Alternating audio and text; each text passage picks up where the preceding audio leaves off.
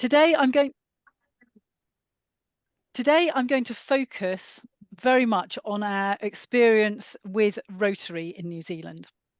I will also mention some of the must-see sites while I'm traveling around, but I can't focus on too many things or you won't get to anything at all. Mike and I are fairly new Rotarians. I joined about 2.5 years ago, and Mike joined shortly afterwards.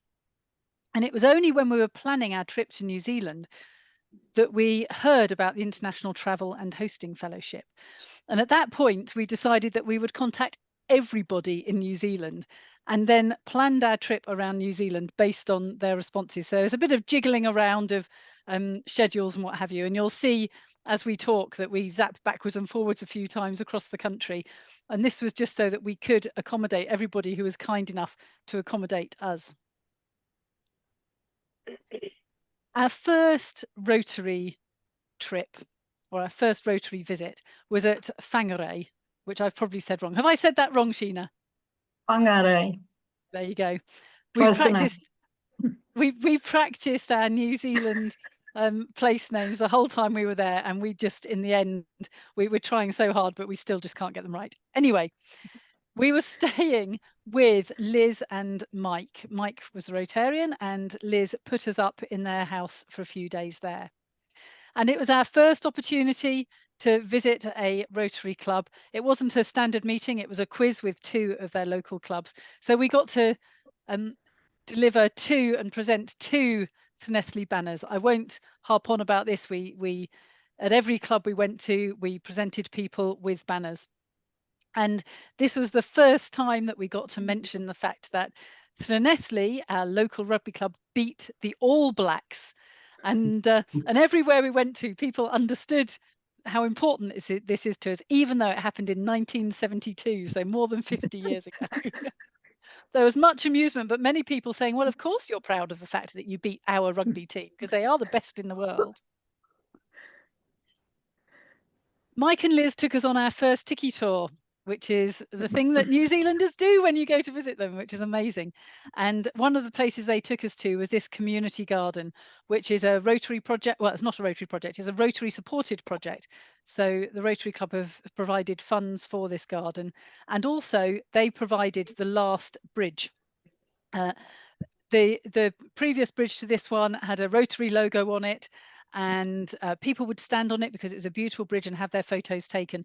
And it was where we started thinking about badging up Rotary projects and making sure that everybody gets to see them. Unfortunately, during, I think it was probably Cyclone Gabriel, which New Zealand is still recovering from, the bridge was washed away. So I can't show you a photo of the Rotary bridge. And when we were with them, we also went to visit a bird sanctuary. This kiwi is the only one real live kiwi that we saw that wasn't behind glass. And it looks so sad, but they do because they hold their heads down anyway.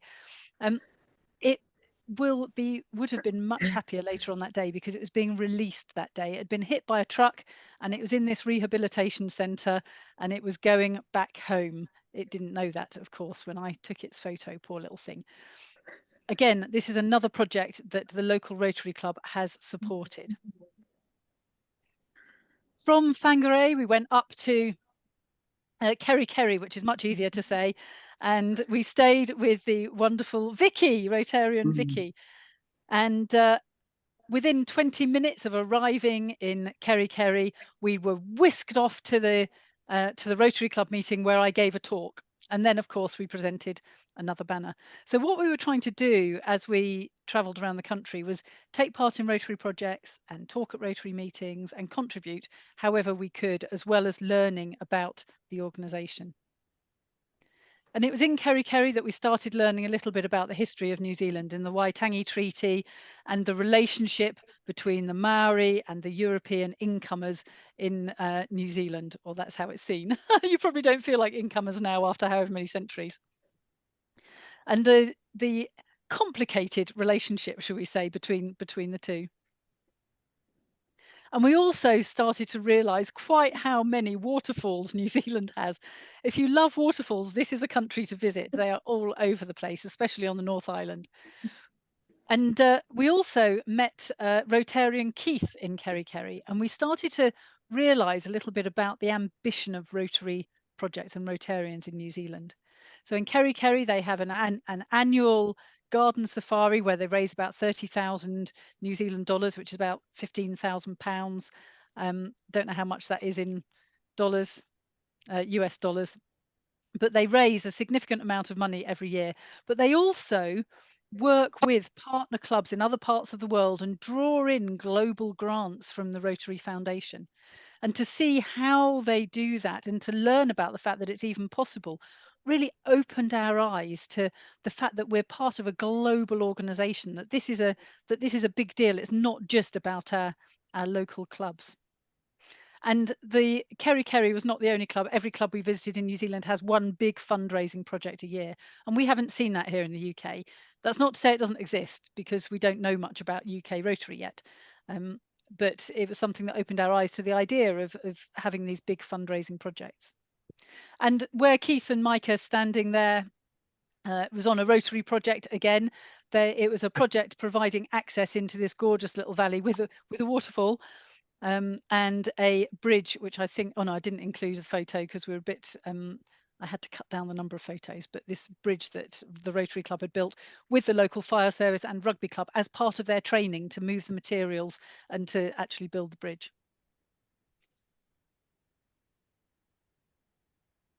While we were in Kerry Kerry, we also took part in a conservation project. The Kerry Kerry Club has adopted a part of one of their national trails, walking trail, called the Te Araroa Trail. And they keep it clear of overhanging branches and things like that. So it was great to see the Rotary Club in action.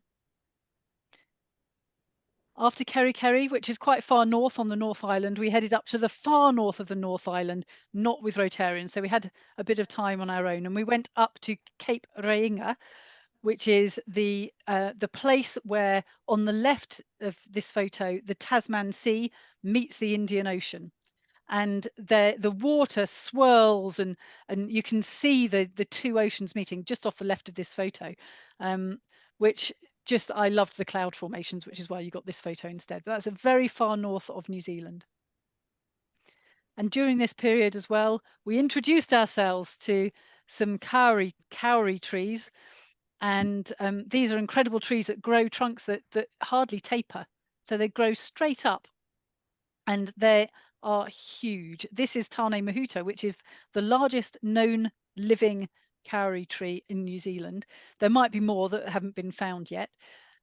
Just to give you an indication of the size, I don't know, can you see the man on this photo? Okay, so he's there.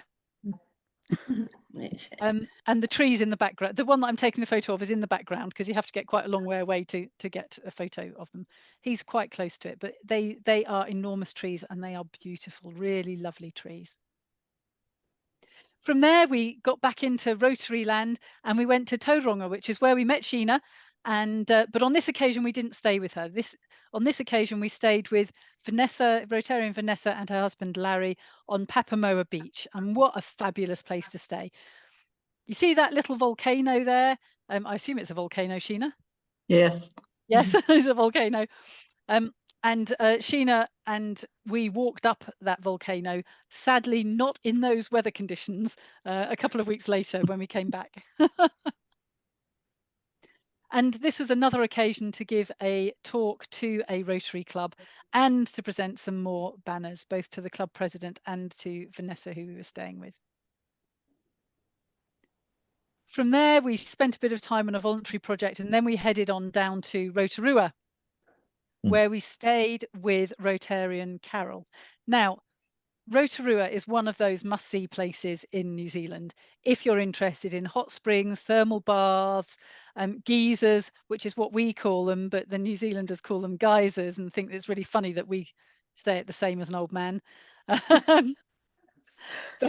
They are incredible and really well worth a visit.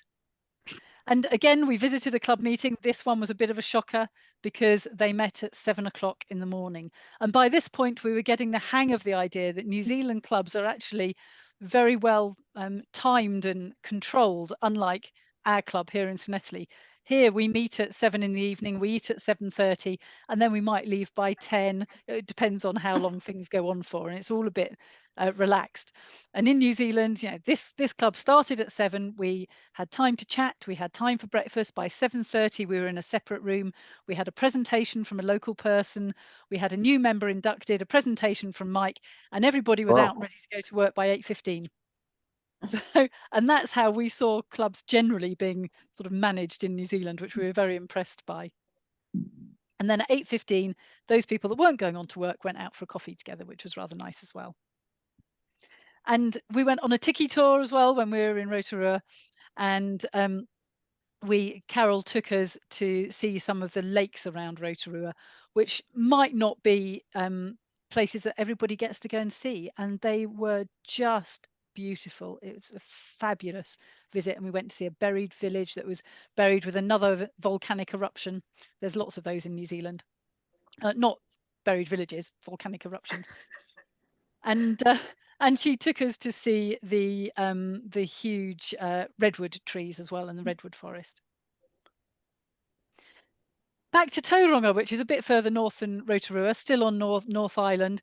As I said, we went up Mount Manganui with Sheena, and this doesn't actually tell you what the weather was like terribly much. We had no view that day at all. We got to the top, and all we could see was grey cloud. We were in the cloud, but it was a fabulous walk nevertheless.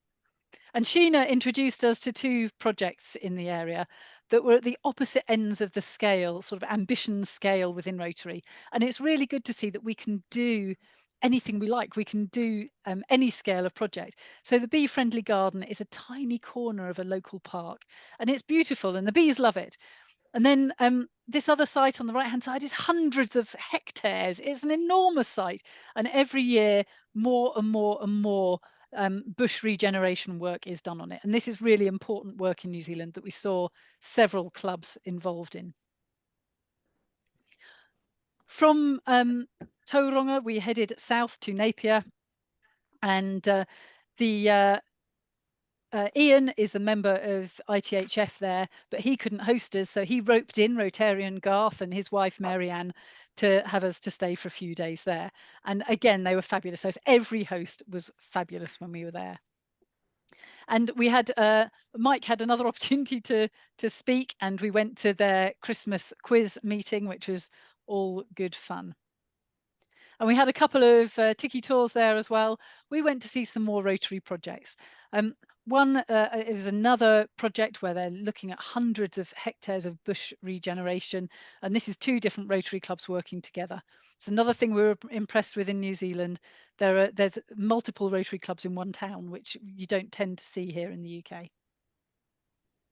And we also went to see some of the damage caused by Cyclone Gabriel. My husband, Mike, works in sustainability field, and he's interested in flood risk mitigation and management. So we went to see the devastating impact that Cyclone Gabriel had at the beginning of last year, trying to get my years right. And these people who lived in the path of the cyclone and the path of the flooding have found that they're not allowed to go back to their houses. They're getting insurance claims for the house, but not the land, and the land's worth nothing now because they can't build a house on it, and life's very difficult for those people. Mike tells me this photo doesn't really show very well this level of devastation. This is Garth showing us how high the water came. The memorial that's there, the stone memorial, the top of that is where the previous floodwaters were in that area. And of course, we heard as well about how the Rotary clubs got involved in mitigating the problems associated with that. And when you're in Napier, you can't not go and visit all of the Art Deco buildings there. They had an earthquake in 1932, I think, in the early 1930s, when Art Deco was all the rage and the whole town was rebuilt in that style. So you've got this concentration of beautiful buildings to go and visit. We had a little bit of time off from Rotary clubs. Christmas was on its way at this point, and the summer holidays were upon us. And so we did a bit of traveling on our own, and we went up to see the Waitomo caves. The glowworms in New Zealand are incredible, and the Waitomo caves are well worth a visit if you don't mind shelling out extraordinary amounts of money to go and see them. It's like being under a galaxy of stars as you float on a boat on the water underneath all of the glowworms. It is just beautiful, unless you are the glowworm's prey, in which case you fly towards the stars and find yourselves trapped and eaten. But you can actually see glowworms all over, certainly North Island. I don't know about South Island. In lots of places, you can see them without having to shell out for Waitomo Caves. Nevertheless, they're worth a visit. And we went to Hamilton. If you like gardens, Hamilton Council has a series of 10 or 15 gardens, all with different themes. This was the Egyptian garden, and they are just stunning. And when we went, they were free to visit as well. I don't think they are now. I think they've introduced a charge, which is only right, really, when they've got so much work to do.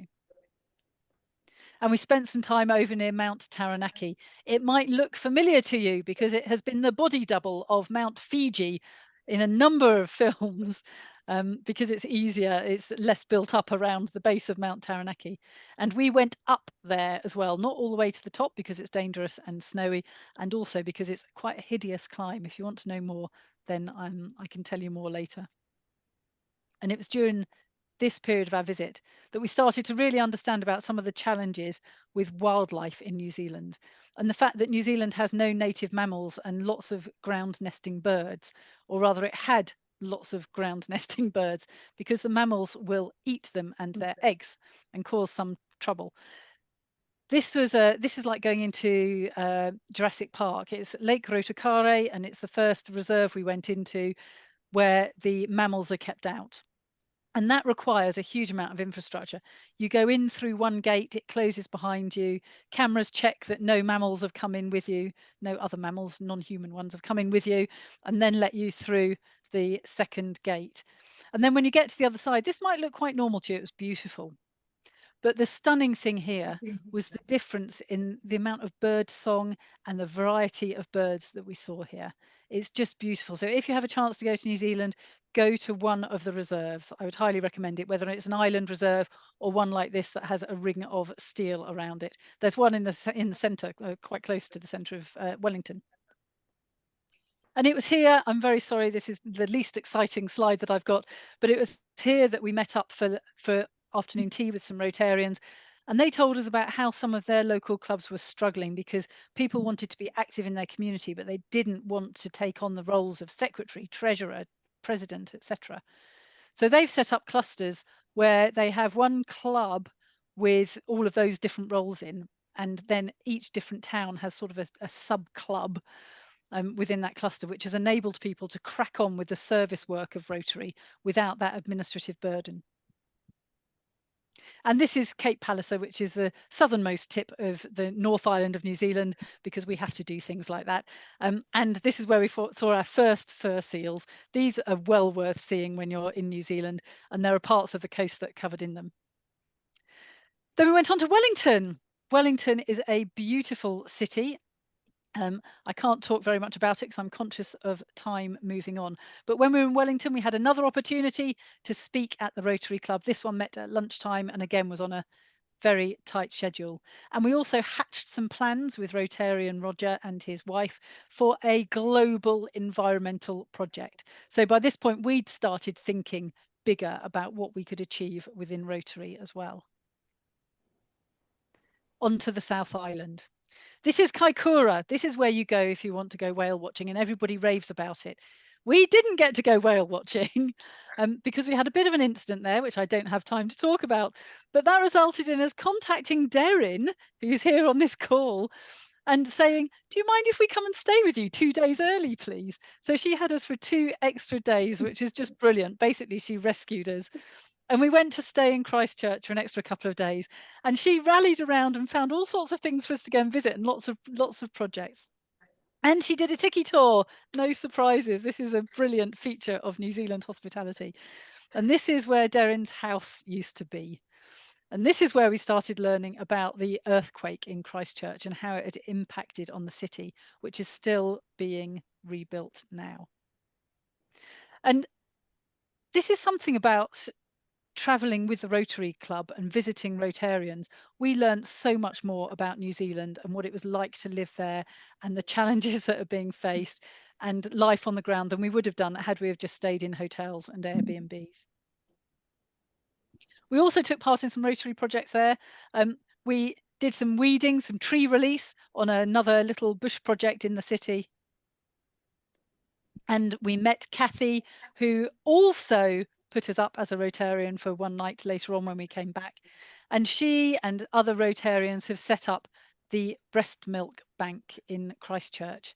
Now, it's absolutely essential in the first 2 weeks of life that babies are not fed formula because it can damage their digestive systems for the rest of their life. So the breast milk bank helps to collect milk in and get it out to the people who need it, who can't breastfeed in those first crucial weeks. And this project is still, it's got Rotarians who are still involved in running it, and we set it up, we. And then this is this is Darren's house. And we were sorting craft items for a craft fair. So secondhand items were all being bagged up and what have you, ready for this craft fair. And what I learned here, and something from conversations with Darren since as well, is that actually it doesn't matter. This was a big project that raised a lot of money, but actually a lot of the fun and the joy of these things is actually working together, doing this stuff and preparing for it, as well as the actual fundraising event itself. And Christchurch is on a plain. It's flat as a pancake, but it has this caldera just over to the east of it where a volcano's blown its innards out, and it has this sea inlet coming through it. So if you have an opportunity when you're visiting Christchurch, go to Akarua, which is a town just a little bit off to the right of this photo. And they have dolphins and we saw petrels there for the first time. We saw our first penguins there, and they have an amazing garden as well. And Mike got to talk at the Christchurch Club too. We got to go to two meetings there. After Christchurch, we went over the mountains, over to the west side of the South Island of New Zealand. And we went to see the glaciers, which we were so upset to see how fast they are receding. And this sign shows that story. Having said that, we did go up onto one of the glaciers and we took a flight around Mount Cook, and just to see how beautiful it is up there while it still has snow on it. And we went on to stay with Rotarian Keith and Margaret, who we met at Kerry Kerry in the Rotary Club there. And they offered us the opportunity to stay in their house at Queenstown, which is a tourist mecca on the South Island and somewhere that is also a must visit destination, particularly if you're into bungee jumping and those high adrenaline sports, which we are not. So we didn't partake, but we did go for a lovely steamboat ride across the lake with them, and we did some hiking and visited lots of other interesting places there, including on the day we were there, the rather moody Milford Sound. And if you're going to visit New Zealand, you have to be prepared for this. Torrents of rain, followed by our visit to Doubtful Sound and glorious sunshine. But the sun, because of the hole in the ozone layer or the thinning ozone layer, really damages your skin. So you have to make sure you've got sun cream and hats on and things like that. And then we carried on south because we needed to go to as far south as we could. We went to Stewart Island just for a day. We would love to go back there and spend some more time there. Almost at the end of our trip now, we just went up the east coast a little bit further to Dunedin. Dunedin is like a hub of culture and what have you for that part of New Zealand, the south end of the South Island. And they have an albatross colony there. So we got to see albatrosses, baby albatrosses on the nest. It was just wonderful. They're incredible birds. For those of us in the UK who are used to quite small birds, they're incredible birds. And I might hear you ask, well, you've been talking now about New Zealand for probably your time limit, 25 minutes or so, and you haven't yet mentioned Tolkien or Lord of the Rings. What's going on? Well, Mike's dad actually published Lord of the Rings, so it's in our DNA. So we saved one of the most important bits of the trip till last. And this photo is of the day we decided to visit Mount Doom. We did the Tongariro crossing and the weather was awful. and cold and miserable. And it was a bit hit and miss as to whether they would let people walk over the crossing that day. And they did. And I'm so glad they did, because we got over the top in the cloud and we came just down a little bit and the clouds cleared. And that's Mount Doom on the right. It is stunning. If you're feeling energetic, I would highly recommend the Tongariro crossing. And of course, if you're thinking about Lord of the Rings, you have to have a trip to Hobbiton as well. And Hobbiton is near a town called Mata, however you say it. I was thinking Mata all the time, and now I think I might have said it wrong. But this reminds me of one of the things that we learnt about the Rotary clubs in New Zealand is that every town you go into, there's a sign on the entrance to the town, so you know that there's a Rotary club there. And this is something in the UK that we don't see, so we're trying to get something like this set up in our town at least. And I had a visit with the Rotary Club there, and they were playing lawn bowls. So I had an evening of lawn bowls with them. And of course, the grand finale of our trip was a visit to Hobbiton, the movie set, which was amazing. I just loved it. And the next day, I went back and took part in the Middle Earth Halfling Marathon, and which I walked because training for running just hadn't quite gone according to plan, and did very well. Apparently, I can speed walk, but it was just an incredible landscape to go through. So after that, I said it was going to be a whistle-stop tour, and indeed it has been. And we did come back to our lovely home in Wales. Traveling through New Zealand with the International Travel and Hosting Fellowship and staying with amazing hosts like Sheena and Deryn really taught us so much more about the country than we would have learnt by staying in hotels. It taught us so much about Rotary and being part of an international Rotary family, and not just something local to Llanelli or Wales or the UK. It was tremendously good fun staying with these guys. We had a blast, so thank you. And hopefully, while we were traveling around, we contributed just a little bit to their projects and their Rotary life as well.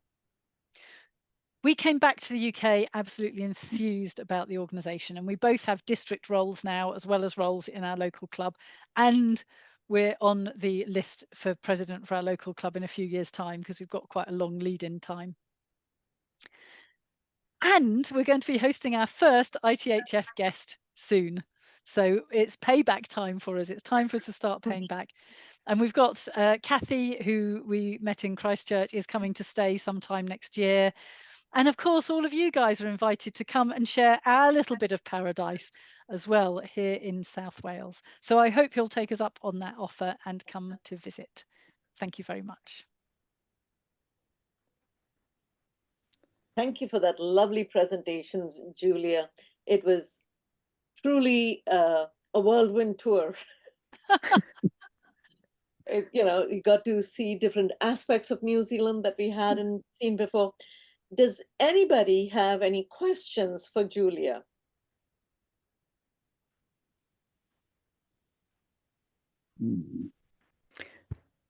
Go ahead, Deryn.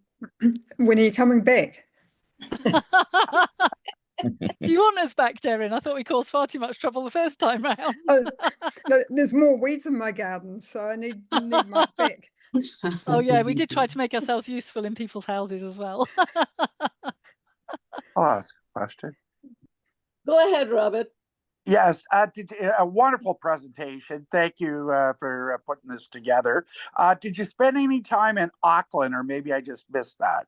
Yeah, you know what? After I put this presentation together, I realised I didn't mention Auckland. And the reason that I didn't is purely because we weren't staying with Rotarians in Auckland, although we had a fabulous time there. I'm not really that much of a city person, so and Auckland didn't particularly appeal to me as a city. But we went out to Rangitoto, which is the newest volcanic island in New Zealand, or the newest volcano in New Zealand, or something.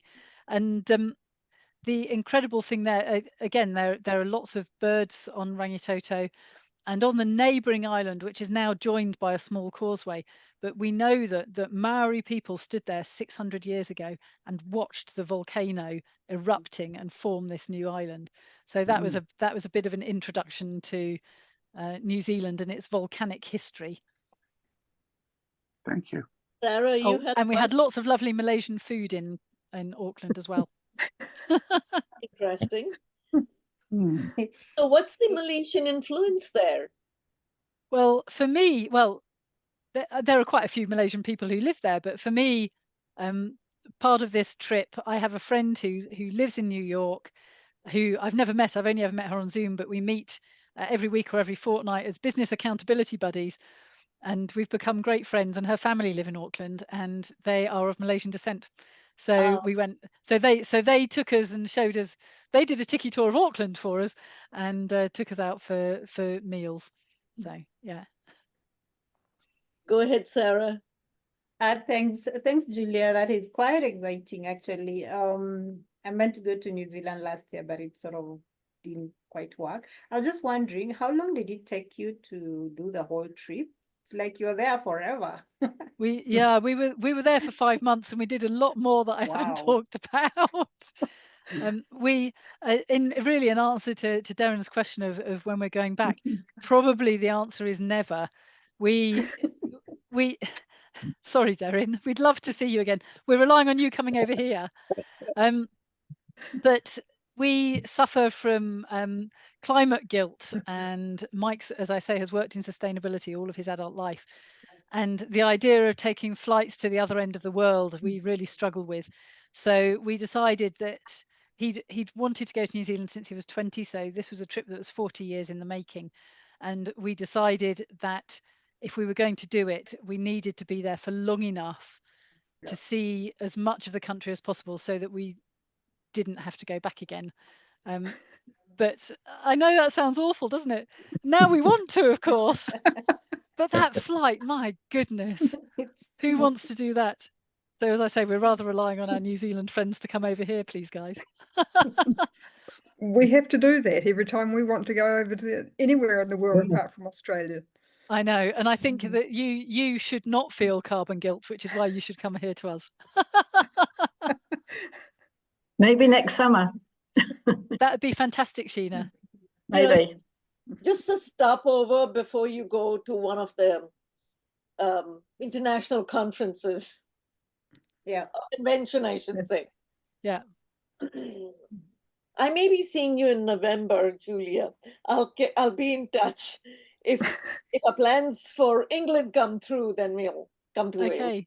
Well, we'll be up at the beginning of November. We're up at the UK Rotary convention in Newcastle. Okay. So hopefully it's not that weekend that you'll be down here, but yeah, it'd We be great haven't to. planned it as yet. I mean, our first trip is going to be to Croatia in September, where we are going to be visiting ITHF member in Zagreb. And then we are thinking of going to England in October, November. Oh, well, that'd be fantastic. Hopefully we'll be able to catch up. And even if I mean, we're quite far off the beaten track in the UK. We're quite far west. But if you find yourselves in the UK and you'd like to meet up, then it would be great just to, we can travel as well. We don't have to stay here. We're Obviously, used we to can't. distances in Canada. Oh, yeah. Anybody? Yes, go ahead, Robert. Sorry, this is more on the administrative side. This was a logistics challenge for 5 months. Did you start to email the members and sort of set up a schedule, or just a little bit on the administrative side? I know that's not the purpose today, but. Okay, well, I'm really pleased to tell you that Mike loves planning trips when we go away. So I discovered the ITHF, and then I said, there you go, Mike, do something with that. And what we did is we emailed everybody on the list in New Zealand. And then we got their emails back, and I don't know whether we messed around with our dates with Sheena and Darren, but there was a bit of sort of jiggery pokery with moving things around so that we could fit things in at about the right time without doing too much silly traveling. But yeah, there was a bit of moving things around, and then somebody had come back to us and say, oh, well, we could have you here. So we think, okay, well, how can we fit that in? But Mike did all of that, I'm pleased to say. Can I just say that, just to the people that are watching, that 5 months wasn't spent entirely with Rotary people. They did an awful lot of other work on environmental work and volunteering as well with other organisations. So it wasn't 5 months of Rotarians. I just needed to make that clear. Yeah, because you don't want people turning up for a month at a time, do you? But you need to allow probably 3 weeks if you want to see the bulk of the country. You don't, people think it's just a little country and you can do it in 4 or 5 days, but you don't see anything. No, you wouldn't. Generally fly from one city to the other, or is it like how did you get from one city to the other? Okay, we travelled using various different methods of transport. Sometimes we hired cars. Where we could, we used there's a great coach service that goes between sort of main cities. So we used that. We hired cars sometimes when we couldn't. We borrowed cars sometimes because in New Zealand, the New Zealand people are just incredible. They're really generous everywhere. It's just amazing. And people lent us their cars and stuff, which is astonishing. We travelled a little bit by train, but there aren't many train routes. So yeah, we did all sorts of different types. And then from Dunedin, we flew back up to the North Island because it does take quite a long time to travel around New Zealand. As Darren says, it's maybe not as small as you think it is to start off with, but also the roads are not necessarily direct from the place you want to go to the one that you want to go to. And also they're not necessarily straight because they have mountains and things like that in the way. Rivers, yeah, all sorts of geological and geographical features that you have to deal with if you want to travel from one bit to another. Does anybody have any other question? Because I have another one. I have a lot of questions. So you talked a lot about these tiki tours. Yes. So what is a tiki tour? I think we should let the Kiwis answer that. A tiki tour is a tiki tour is just where you take people around and show them as much as you can on the route that you're taking. It's no particular route. Everybody would do it differently, but it's just a tour of your local area or wherever you choose to go. We have a company called Tiki Tours that is primarily for younger people, but it's just a term that all Kiwis use. Okay. So just 1 second, Darren and Sheena, whatever we did were tiki tours, right? Yes. Yeah. Okay. I took you on a tiki tour. Yeah. I thought it was some kind of a transportation or something. No. Okay. No, it's just a visit to local places and Rotary. Well, I don't know whether it's Kiwis being Kiwis or Rotarians being Rotarians, but the people that we stayed with took us on tiki tours of things that they thought we'd find interesting, not just the standard. You know, this is the Eiffel Tower and this is this and this is that. It was things that we would find interesting that we went to go and see. So, yeah, incredible. And how strenuous were the hikes? Now then, as strenuous as you want. We dragged me up Mount concluded. Maunganui. Yeah, you got all the way to the top. That's quite strenuous, to the top, isn't it? But by golly, it was a struggle for me. I hadn't been up for 3 years, so yeah, it's amazing what you can do when you have to. We did not force you, Sheena. We've realised that New Zealand has 3 types of walk or bits of path. There are areas that are flat as a pancake, and there are areas that are like that, and there are areas that are like that. So it's either steep up, steep down, or flat. So how strenuous is the walking? Going up Mount Taranaki was the hardest walk I think I've probably ever done in my life, because there was loose scoria, which is bits of loose rock that you're walking up. So it's one step up and you slide back down, and sometimes you really feel like you're making no progress at all because of the amount you're sliding back down. So that, for me, that was very strenuous, but it was also quite early on in our visit. And we did get fitter by the time we were at the end of our visit, and the hills didn't seem so strenuous. But yeah, there's quite a lot of up and down when you walk in New Zealand, unless you choose a flat walk, in which case there are plenty of completely flat options, like around Christchurch, for example. There'll be lots of lovely flat walks. Right. Should we quickly do some breakout rooms so people